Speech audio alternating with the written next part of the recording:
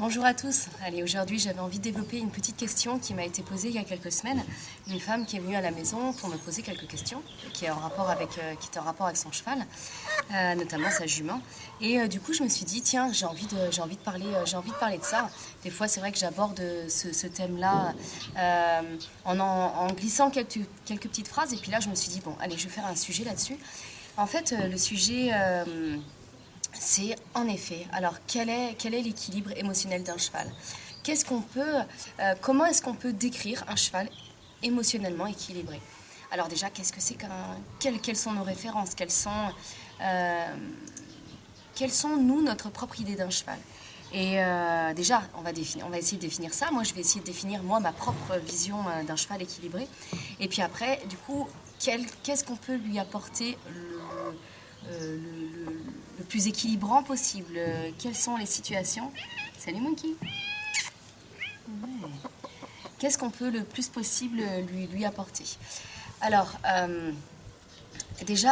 déjà pour moi, un cheval émotionnellement équilibré, c'est un cheval qui n'a pas besoin de notre lien, qui n'a pas besoin du lien avec nous. C'est-à-dire, j'ai purement l'image du cheval qui est dans le fond du pré dès qu'on arrive. Waouh, le cheval qui arrive au galop en hennissant. Et ben, pour moi, là, j'entends ça des personnes et les personnes me disent « Oh, c'est trop génial, mon cheval il arrive en hennissant, au galop, il est tellement heureux dès qu'il me voit. » Et là, moi, au fond de moi, j'ai « Ah mince alors !» Parce que oui, c'est hyper flatteur pour les propriétaires, pour les cavaliers, bien sûr, c'est hyper flatteur. Mais en fait, le cheval, le premier truc, c'est quoi? C'est qu'il vit avec ses potes, avec des copains. Ça, c'est très, très, très important, cette vie de troupeau, et que on est là. Ils savent qu'en fait, entre parenthèses, qu'on est là pour assurer la sécurité matérielle avec les clôtures, avec le foin, l'eau. On est là vraiment pour leurs besoins primaires. Ça, bon, d'accord, on vit pas dans des... Moi, je ne vis pas, en tout cas, dans un milieu sauvage où il y a les rivières, où il y a l'herbe à volonté, et puis, du coup, pas besoin de foin, qui a suffisamment d'arbustes, d'arbres, de protection naturelle. Moi, je ne vis pas dans ces conditions-là. Donc les chevaux savent que je suis là pour leur apporter ce qu'il faut. Mais c'est dès que j'arrive, dès que je sors de chez moi, ils sont pas tous là à m'attendre en me disant « Oh, c'est trop cool, t'es là, waouh !» Bah non, heureusement, mon ego n'a pas besoin de ça, heureusement, mais c'est vrai que ce serait assez surprenant à chaque fois que je sortirais de chez moi d'avoir ça. Mais ceux qui sont là à la porte le matin, c'est eux que je nourris. Donc surtout, ils attendent la bouffe et pas forcément moi, quoi. Après, je ne dis pas que les chevaux n'ont pas besoin de notre lien dans le sens que les chevaux n'aiment pas être avec nous. Je ne dis pas ça. D'ailleurs, moi, je suis avec mes chevaux et puis je me dis, je ressens en fait que tel cheval m'appelle, tiens, il a besoin d'être avec moi ou d'aller faire une balade ou simplement d'être en lien avec, que ce soit à pied, à cheval, que le cheval a besoin d'un moment privilégié avec moi ou avec les cavaliers, ça je le ressens, d'accord. Ça c'est sûr. Et du coup, c'est vrai que ça renvoie... Donc oui, un cheval, émotionnellement, on va rester sur mon idée du cheval équilibré, c'est que un cheval n'a pas besoin de l'humain pour être bien. Le cheval, bien sûr, a besoin de ses copains, ça c'est sûr. Des copains, bien sûr, avec qui il s'entend. Même s'il y a des chevaux qui ne s'entendent pas, mais au moins un groupe de copains avec qui ça se passe bien. Ça, c'est important. Et un cheval émotionnellement équilibré est un cheval qui n'a pas besoin de se mettre sur ses problématiques, non, sur ses mécanismes de défense. Qu'est-ce qu'on pourrait appeler comme mécanisme de défense? Eh bien, le cheval... alors tout de suite, on va penser le cheval qui agresse, d'accord? Mais il y a aussi le mécanisme de défense, le cheval qui est en fuite. Il y a aussi le mécanisme de défense du cheval qui est trop présent, qui nous fonce un petit peu dessus, mais sans agressivité, mais qui demande trop de présence et qui bouscule un petit peu, sans forcément vouloir mordre ou taper. Donc voilà un petit peu là les trois grands mécanismes de défense que j'ai idée. Après il peut y en avoir bien sûr beaucoup plus. Bon voilà, un cheval qu'on pourrait dire assez aussi serein, calme, au repos dans sa tête, mais aussi un cheval qui à des moments aime jouer avec ses potes, qui a un petit peu ses brins de folie à des moments donnés, quoi, bien sûr. Donc voilà, moi en tout cas ma définition du cheval équilibré, c'est un cheval qui a bien sûr l'œil vivant aussi, l'œil très vivant, très présent à lui-même, très présent aux autres, et très présent aussi donc aux autres, ses compagnons, mais aussi très présent à tout ce qui se passe en vie humaine à côté de lui. Donc maintenant, qu'est-ce qu'on peut le plus possible, comment faire pour apporter le plus possible ce truc-là? Bon, évidemment, ne pas les isoler, ça vous avez bien compris, avec ma vision, hein, que ma vision à moi. Je dis pas qu'elle est juste, en tout cas, moi ce que je ressens avec ma vie avec les chevaux, avec mes 50 chevaux, et avec les chevaux que je croise et les chevaux qui viennent à la maison pour de la rééducation ou de l'éducation, et que je vois juste transformer grâce à ce milieu de vie. Donc alors, qu'est-ce qu'il faut pour un cheval? Donc avoir des copains, ça on est ok, jamais un cheval tout seul. Un cheval non cloisonné, même quelques heures dans un box, en fait, à part cas spéciaux, de juments qui viennent de pouliner, entre guillemets, parce que, j'ai envie de dire, et encore, une jument qui pouline a besoin de repos, donc si les conditions atmosphériques correspondent, plutôt la mettre au repos tranquillement dans un pré ou avec des copains qui sont dans la bienveillance avec elle. Mais voilà, un petit groupe de chevaux. Attention à ça, aux chevaux, j'en profite pour dire ça, attention aux juments qui poulinent. Moi j'ai des juments ont pouliné naturellement dans mon champ avec d'autres chevaux et mes autres chevaux étaient tellement intrigués par ce qui se passait et un petit peu dominant, et du coup ont voulu tuer le poulain ou vraiment embêter la mère, et là attention à ça, vraiment attention à ça.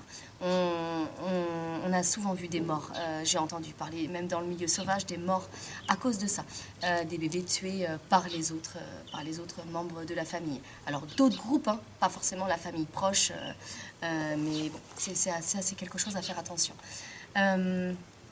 Donc voilà, donc surtout donc des chevaux élevés dehors. Donc le box peut servir pour les chevaux malades. Pour les vieux chevaux, l'hiver, vraiment, si on voit qu'il pleut pendant des semaines, c'est difficile. En fait, des fois, on sent, franchement, quand c'est difficile. Cette pluie-là, c'est vraiment difficile. Ok, nos chevaux les plus faibles, qu'on les rentre, ok, en tout cas, moi je parle de mes chevaux, hein. C'est ce que je fais. Donc des juments qui, pour la mise bas, maintenant c'est ce que je fais. Ou sinon dans des prés tout seul, ou avec un ou deux vraiment super copains. Et autrement, si en cas de maladie, d'abcès, que le cheval peut pas se déplacer et que du coup la vie de troupeau les oblige à trop marcher, et c'est pas du tout le moment pour eux, ils ne peuvent pas, ils n'ont pas la capacité pour. Donc voilà, vraiment, en autre maladie et faiblesse, j'observe aucun autre moment où il y a besoin de renfermer moi mes chevaux. Et renfermer dans des box, qu'est-ce que ça nous renvoie? Après, je pense que c'est intéressant de se poser la question. Pourquoi est-ce que nous avons le besoin de renfermer le cheval si les conditions dehors sont bonnes? C'est-à-dire que les chevaux ne patauchent pas dans la boue, c'est ce qui se passe chez moi, ils sont sur des dalles béton pour manger le foin et après vont dans les terrains. Donc il n'y a que certains passages qui ont de la boue, et après la prairie d'hiver, elle n'est pas remplie de boue, il ne faut pas exagérer, il y a juste des petits passages. Donc pourquoi vouloir les renfermer? Il n'y a aucune raison. Par contre, je ne dis pas que c'est bien de laisser les chevaux dans les pâtures avec de la boue jusqu'aux genoux. Non, bien sûr que non. Bien sûr, ils sont mieux dans un box bien paillé plusieurs heures par jour pour la qualité des pieds, des tendons, de la peau, bien sûr. Ça, on est d'accord. Hein. Du coup, donc apporter ce qu'il faut en conditions de vie aux chevaux avec des abris naturels, une forêt. Là, en ce moment, il fait très chaud. On est en fin d'été, on est en septembre, mi-septembre. Mais là, on a encore 30 degrés cet après-midi. D'ailleurs, je vais te montrer. Il fait 30 degrés, donc là, en effet, c'est chaud. Donc là, les chevaux, ils aiment être à l'ombre dans la forêt ou sous des abris comme la grange ou sous mes abris d'herbage. Donc apporter surtout ça aux chevaux. Et ensuite, pour l'hiver, apporter des brise-vents. Ça, c'est très important. Donc naturel, avec des haies, avec des petits bouts de forêt qui brisent un petit peu ce côté-là. Et puis, du coup, des abris. Moi, j'ai rajouté des abris, en plus des abris d'herbage du coup, que j'ai construits.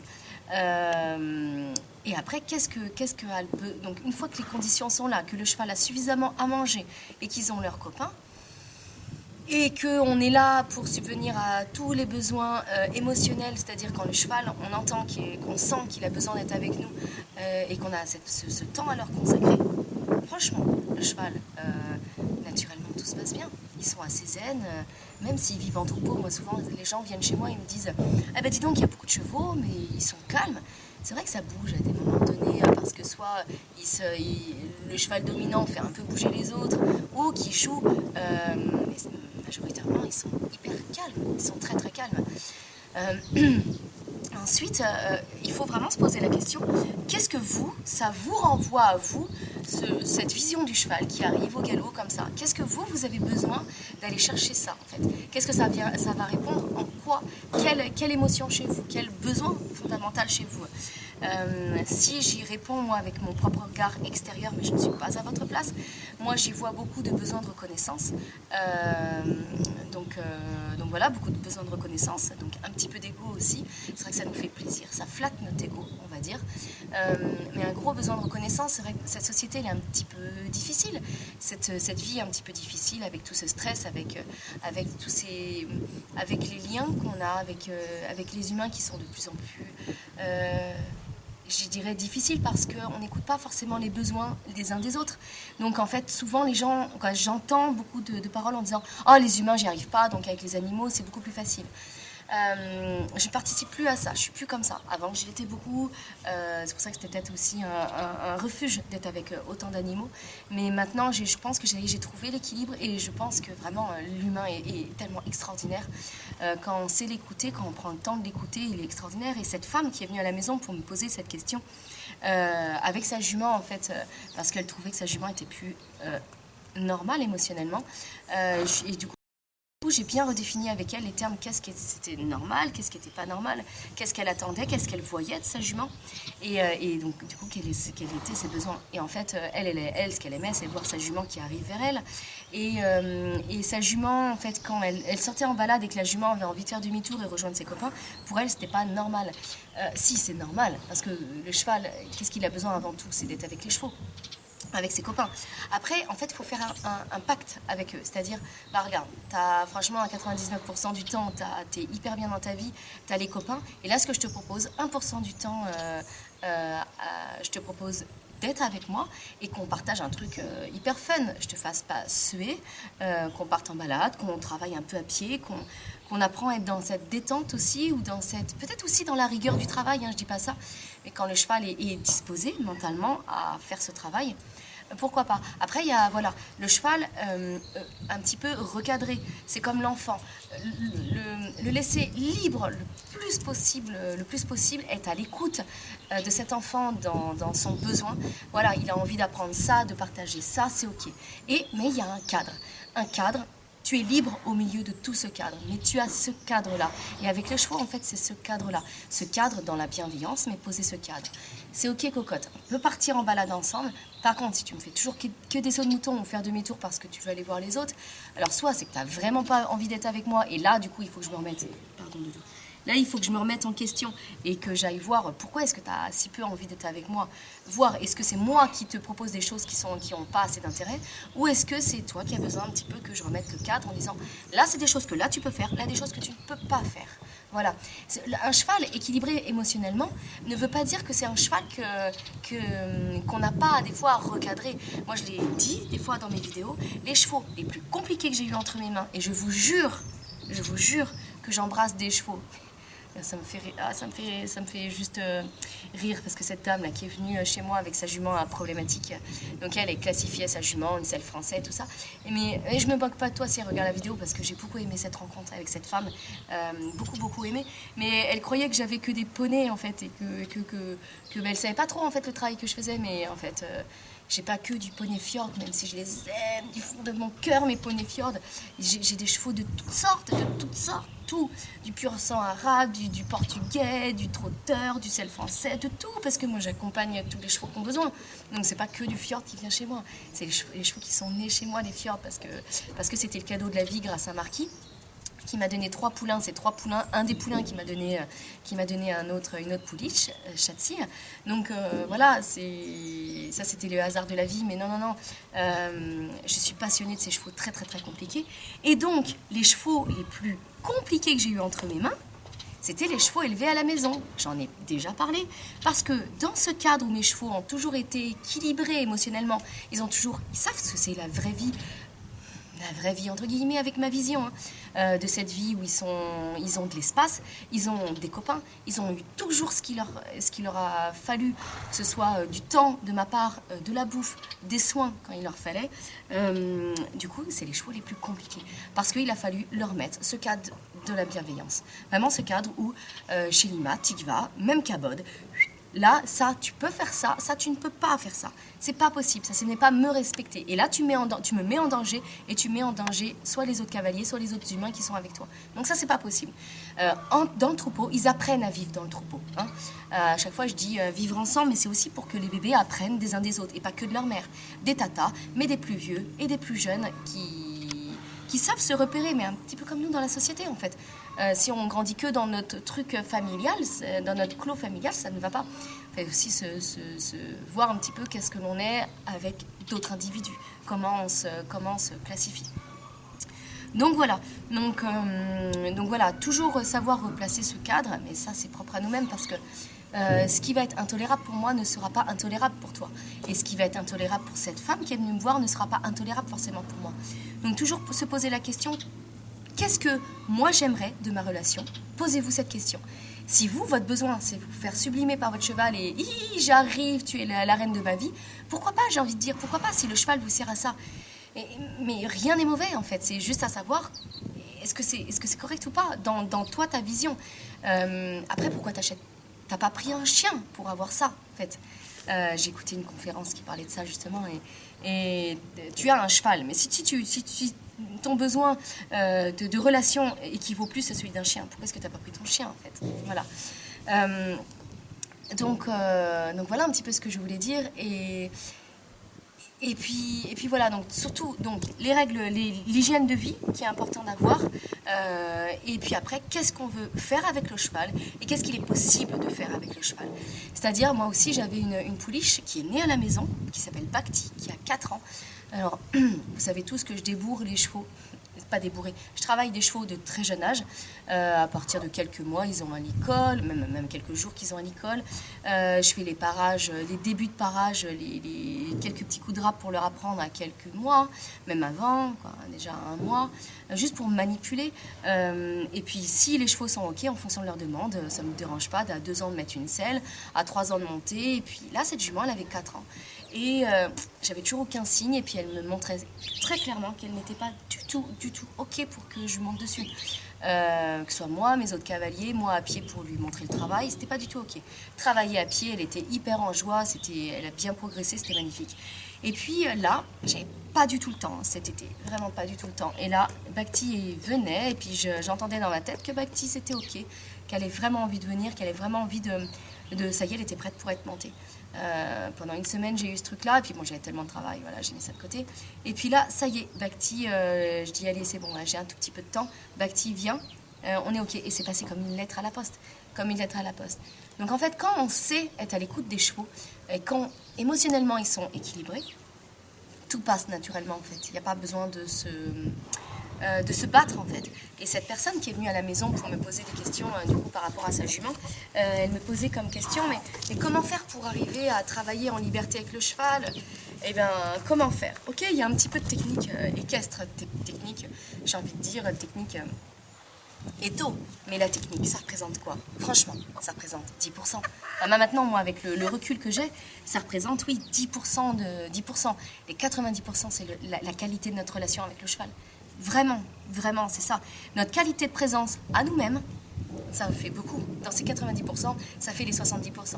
Plus tu vas être bien avec toi, plus tu vas être centré, plus tu vas être capable de gérer tes émotions, plus tu vas être capable de naturellement mettre ce cadre dans la bienveillance et être paisible tout le reste du temps, le cheval, mais tu dégages une telle force, un tel magnétisme que le cheval, il a envie d'être avec toi. Ok, après, il y a les petites astuces avec la badine, comment faire. Bien sûr, bien sûr, bien sûr, bien sûr. Mais ça vient assez naturellement. J'ai envie de venir à ça parce que, du coup, revenir aussi dans cette vidéo avec cet exercice que m'avait fait faire une femme qui est venue, qui m'a proposé un exercice, qui suit une autre femme qui travaille pas dans l'éthologie, mais dans une très très belle relation avec les chevaux. Et c'est une femme qui était enseignée. Donc, cette femme, je ne peux pas citer le nom, était venue avec un exercice. Je vous en ai déjà parlé dans une autre vidéo. Pour ceux et celles qui n'ont pas vu cette vidéo, c'était dans l'exercice des 3 cercles. Et savoir en fait se placer dans la prairie et puis se mettre en relation avec notre propre respiration, notamment avec la respiration en cohérence cardiaque. C'est vraiment un très très très très très bon outil. Maintenant j'en parle suffisamment, ça y est, et c'est vraiment maintenant un outil de travail. Pour moi, se mettre dans cette cohérence cardiaque et du coup être centré avec soi-même et d'un coup regarder le cheval qu'on a envie, avec lequel qu'on aurait envie d'être, parce que peut-être le cheval lui aura pas envie, mais nous on projette l'intention d'être avec lui. Et de marcher tranquillement vers lui et sentir quand est-ce qu'on arrive dans sa bulle énergétique. Quand est-ce qu'on arrive, on respire dans ce passage-là pour passer dans cette bulle. Et là, vous allez voir naturellement, il faut respecter, donc pas avancer plus. Naturellement, le cheval, qu'est-ce qu'il fait? Avant qu'on arrive, à la limite qu'on arrive dans cette bulle, le cheval va nous regarder, soupirer, peut-être se remettre à brouter. Donc on passe cette bulle énergétique en baissant notre énergie, on respire. Et là, le cheval, naturellement, qu'est-ce qu'il fait? Il vient vers nous, si on le fait correctement. C'est assez bluffant. Moi, je l'ai fait, du coup, grâce à cette femme. Je pensais ça le faire naturellement, je le faisais, mais pas en conscience. Et grâce au protocole que m'a indiqué cette femme, du coup, j'ai essayé. Et c'est vrai que c'est assez bluffant. Qu'on le fasse dans la carrière avec plein de chevaux en liberté, ou dans le pré, ou même dans le rond de longe avec un cheval un peu compliqué qui n'a pas trop envie d'être avec nous. Le premier truc, avant de se mettre dans l'exercice, genre je vais rééduquer, d'abord, on se centre et on voit comment on peut attracter le cheval. Donc vraiment développer le plus possible notre magnétisme, notre présence intérieure. Donc vous allez voir, ça je vais le parler de plus en plus dans mes vidéos, mais c'est que maintenant je m'aperçois que c'est tellement tout, c'est tellement les 90% du boulot. Et que après avec 90% de ce travail avec nous-mêmes, et ensuite un cheval qui a des conditions de vie presque au maximum, on a tout, on a tout pour monter une très belle équipe. Et après, vous allez voir, exercice après exercice, c'est juste du bonheur. Donc voilà, j'avais vraiment envie de développer ce petit truc-là. Si vous avez des questions par rapport à ça, essayez de me joigner par mail, et puis qui est sur mon site internet, alinefillon@hotmail.com. Et puis, mettez-moi vos questions, mettez-moi un petit peu ce que vous avez... quelques témoignages peut-être un petit peu compliqués où vous posez des questions, et peut-être je ferai une autre vidéo qui parlera de vos questions. Par exemple, là c'est vrai que j'ai pas demandé, j'ai pas cité cette dame, donc peut-être c'est sûr elle se reconnaîtra, mais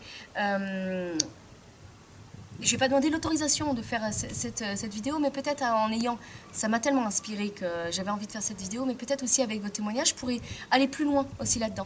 Juste un truc, parce que je parlais de cette femme et qui me posait la question, sa jument justement, en retrouvant sa jument du coup, elle l'a remis, donc elle était dans un centre équestre, pour le bien-être de la jument, elle l'a mis en petit troupeau, dans des très bonnes conditions, avec beaucoup d'hectares, avec des bonnes conditions au niveau de la canicule, il était à l'abri, bon bref, vraiment des bonnes conditions. Et du coup, en fait, donc, plus la jument était avec ses copains et bien dans sa peau, j'ai envie de dire bien dans sa peau, même si là, la propriétaire, elle le voyait justement, c'est que, oh là là, la jument n'a plus envie d'être avec moi, la jument, elle a des réactions hormonales un peu particulières, et ça, je voulais revenir là-dessus. Elle disait en fait que sa jument est redevenue jument, à nouveau déclencher des chaleurs, parce qu'avant, il n'en avait pas ou peu, ou qui passaient inaperçus, et la jument redevenait avec des chaleurs. Je dis, waouh, génial, ça y est, le cycle de la vie. Je ne ferai pas le parallèle avec toutes ces femmes qui prennent la pilule, mais et pourquoi pas, ça laisse à entendre en fait que qu'on prend des médocs en fait pour ne pas tomber enceinte et tout ça. Je dis qu'on prend des médocs, on s'empoisonne, on le sait très bien maintenant qu'on s'empoisonne avec la pilule, votre propre foie, parce que moi je prends pas la pilule. Le foie il déraille complètement à cause de ça, parce que c'est quelque chose qu'il faut après, il faut évacuer toutes les toxines, tout ce poison chimique. Et du coup, en plus, certaines mêmes pilules vous enlèvent complètement les règles. Et là, les femmes, elles disent « Waouh, génial, j'ai plus de règles !» Waouh. Mais quand on se dit que les règles, du coup, ça fait partie d'un processus de désintoxication, c'est hyper important. Ça fait partie du cycle naturel des femmes. Le bloquer, ok. Et là, vous avez vu aussi que quand certaines femmes ont des problèmes émotionnels, même sans prendre la pilule, ça peut couper les menstruations. Et la femme, pas la femme, du coup la jument qui retrouve ses chaleurs avec une vie qui, entre guillemets, est le plus possible équilibrée, je me dis c'est génial. Après je comprends la propriétaire, du coup, qui ne connaissait pas sa jument faire sa jument, qui est un peu plus expressive à ces moments de chaleur. Je comprends que ce soit déroutant, je comprends, mais c'est quelque chose de naturel. Quelque chose de naturel. Et la personne osait même mettre le terme de nymphomane. Non, les chevaux ne sont... Quoi ? J'ai très rarement vu des chevaux déséquilibrés sous ce terme-là. Les humains avec leur névrose, ok, mais les chevaux, non. Des juments qui ont plus envie de chercher le mal et d'être saillies, oui, mais ça fait partie de la nature. Des juments qui sont un peu plus détachés de ça, ça fait partie des caractères, des différents caractères, vraiment. Donc voilà, je vais clôturer cette vidéo là-dessus. Je pense que j'ai fait le tour sur ces idées de qu'est-ce que c'est pour moi d'avoir un cheval équilibré émotionnellement. Comment faire pour avoir un cheval, que lui proposer de mieux pour avoir cette émotion équilibrée. Et puis voilà, maintenant j'attends, si vous voulez, vos témoignages, vos questions. Et puis je pourrais pousser la vidéo, même si je pense avoir fait déjà pas mal de tours. Il y a plein de choses que j'oublie. Eh bien écoutez, je vous dis à tout bientôt. Et Manatsu, t'es venue parmi nous? Ouais. À bientôt. Bon, salut Colline. Du coup, on revient de chaman, d'atteler chaman pour un mariage. Et oui. puis dans le camion, on discutait. Je te disais en fait ce que j'ai fait hier, du coup, en tournant le film sur qu'est-ce que c'est qu'un cheval émotionnellement équilibré. Et je t'ai posé la question. Oui. Et du coup, là, t'étais là. Mais comment définir ça, quoi? Un cheval qui va bien, quoi. Ouais. Pas facile de répondre. Et du coup, en fait, je t'ai posé la question. Comme c'était pas facile pour toi de répondre, du coup, je t'ai proposé comme c'était, je pense, plus facile, de comment faire pour avoir un cheval équilibré émotionnellement. C'est ça. Du coup, il y a eu des éléments de réponse que je n'avais pas dit. Et là, je suis mais ouais, mais évidemment qu'il fallait rajouter ça. Ouais. C'est pour ça que je te propose Donc de t'exprimer. les premières choses qui me sont venues, c'était tout ce qui était par rapport à l'alimentation. Donc, déjà, tu m'avais dit le milieu de vie. Les copains, le milieu de vie, bon, ça, j'en avais déjà parlé. Voilà.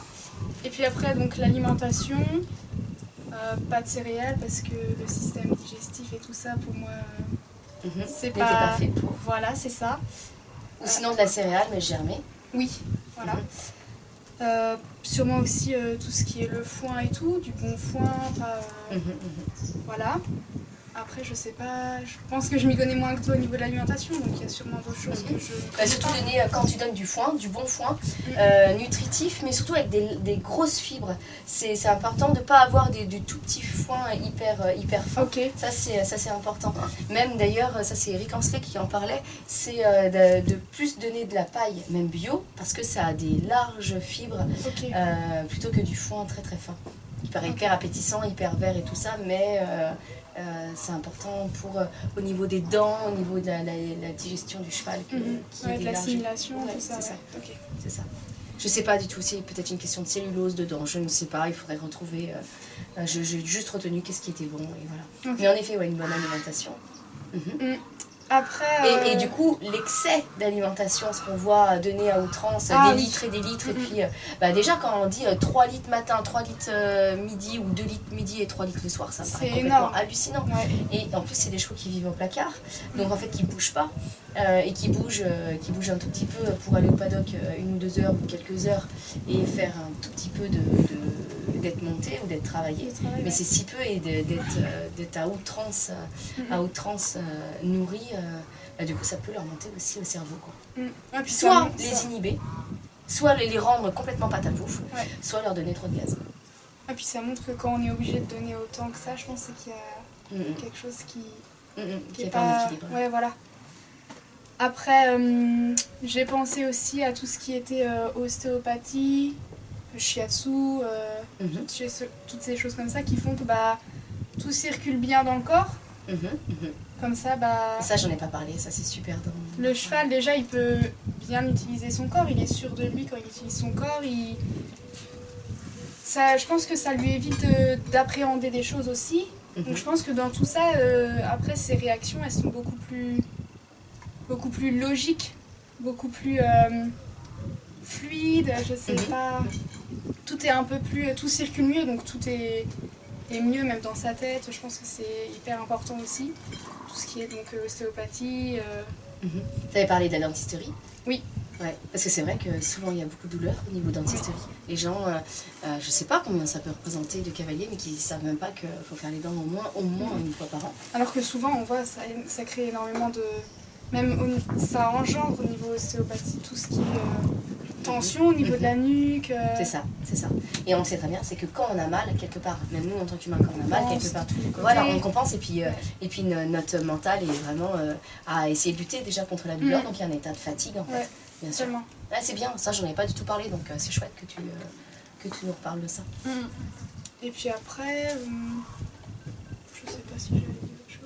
Après, tu avais parlé, du coup, là on est revenu à la question, qu'est-ce que c'est que pour toi un cheval équilibré émotionnellement ? Pour toi, c'est quoi la vision d'un cheval ? Oui, donc en premier, j'ai tout de suite pensé à ses réactions, à tout ce qui était adaptation à l'environnement. Enfin, j'ai pensé à ça surtout parce qu'on voyait Shaman qui était hyper... qui s'était adapté super bien alors qu'on était un peu tous stressés dans la panique. On était en retard dans le mariage, voilà. On avait une petite galère en route. Et Shaman, on est arrivé, on était à la bourre, on était... faut y aller, et c'est vrai qu'il a été juste top. Il a été impressionnant. Ouais. Et puis même après, on a croisé une moto, il a totalement... vraiment, je pense que ça, c'est quelque chose qu'on voit... si on compare un cheval qui est pas ok dans sa tête, tout ce qui est émotion et tout ça, à un cheval qui est vraiment... où tout est fluide, tout est ok, on voit, je pense, vraiment nettement cette différence. Moi, j'ai l'impression qu'on voit ça. Où on sort en extérieur, le cheval est serein, alors qu'il y a des chevaux, c'est totalement la panique pour sortir. Alors moi, j'ai envie de rebondir là-dessus, parce que je suis d'accord avec toi, mais il y a aussi l'autre côté. C'est-à-dire, plus les chevaux ils sont équilibrés émotionnellement, plus les chevaux sont vivants, plus quand on voit un cheval, il a eu l'œil brillant, parce qu'il est là, il est pleinement présent, il n'est pas en dehors de lui-même. Et du coup, plus ils sont difficiles, parce qu'il y a l'esprit un peu coquin qui est là, l'esprit un peu joueur, l'esprit, ils sont entiers. On les a pas mis dans un... on les a mis dans un petit conditionnement, mais pas un grand conditionnement. Dans une boîte. Voilà, c'est ça. Et on attend rien d'eux. C'est eux qui... On est à deux à se proposer mutuellement qu'est-ce qui est le mieux pour le couple. Tiens, qu'est-ce que tu as envie de faire ? Une balade, qu'est-ce que tu as envie de faire ? On va faire de ça, je te propose, tu n'as vraiment pas envie, on change. Mais vraiment sentir là où c'est le plus en équilibre. Mais du coup, c'est vrai que les chevaux s'adaptent beaucoup mieux, ça je suis d'accord avec ton mot. Le mot de l'adaptation est vraiment top. Mais du coup, dans cette adaptation, il y a quand même ce côté où le cheval il est vivant, quoi. S'il a envie de s'exprimer, il a envie d'exprimer un mécontentement, il exprime son mécontentement. S'il a envie de jouer, il joue. Ça fait partie aussi de ça. Je suis complètement d'accord. De ce bon équilibre émotionnel, je pense aussi. Je suis d'accord aussi. Quoi d'autre ? Comment maintenant qu'est-ce que tu peux appeler d'un cheval équilibré émotionnellement ? Et on disait aussi tout ce qui était vraiment le pétillant dans l'œil.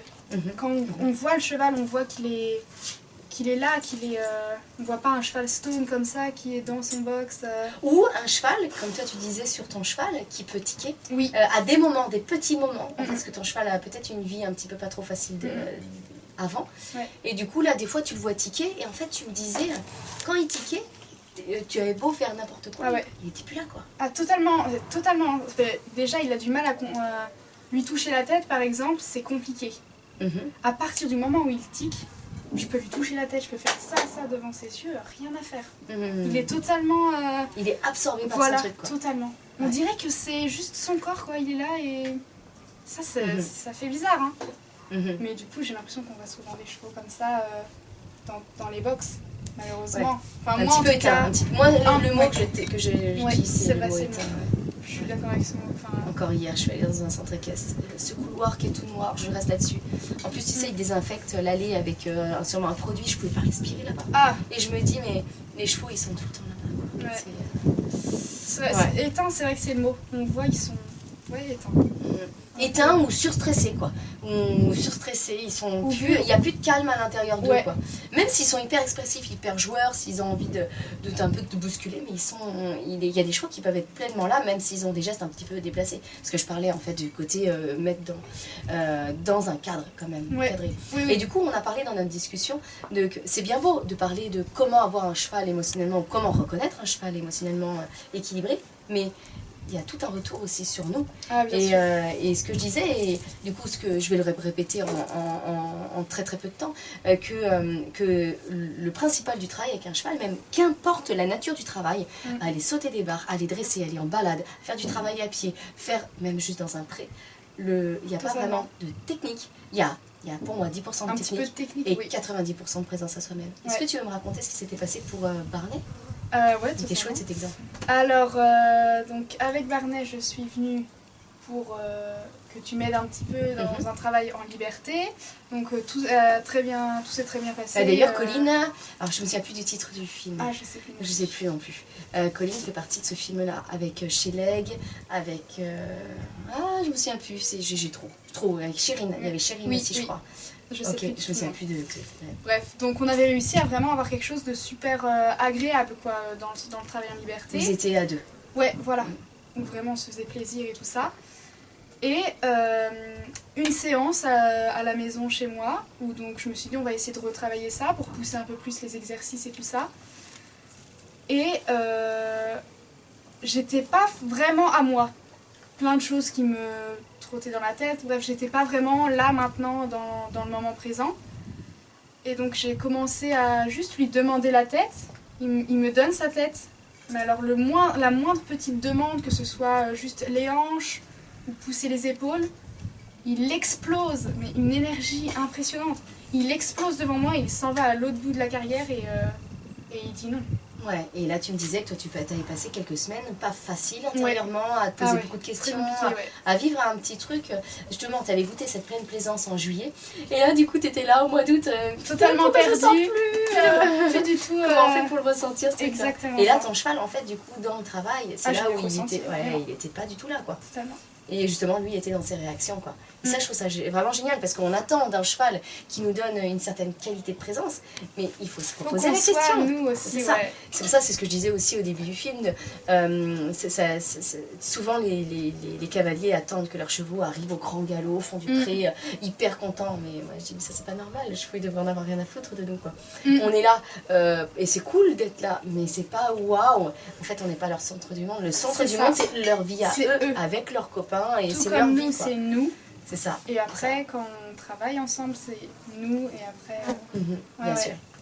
Mais ouais, du coup, c'est intéressant. C'est très intéressant. Mais du coup, oui, voilà, Colline, c'est bien que tu aies pu remettre quelques petites infos en plus. C'est vrai qu'il y a des trucs, oui, il y a des trucs, c'est un peu banal, du coup. Mais justement, c'est vrai que l'alimentation, quand on voit que les chevaux en course sont dopés à l'avoine et tout ça, et que surtout ça leur détruit l'organisme, détruit l'estomac, tout ça, ils sont pas faits pour ça. Ça crée une acidité énorme en eux. Ouais, c'est bien de dire ça aussi. C'est vrai que la nourriture a un rôle, mais nous, notre qualité alimentaire joue quelque chose d'extrêmement important. Donc, super, merci beaucoup. Est-ce que tu as d'autres choses à rajouter, Camille?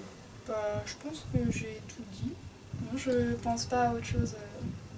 Non, non, Écoute, vraiment, merci, merci. merci de m'avoir rapporté ces quelques précisions. Et puis, écoute, à bientôt. Oui, à bientôt.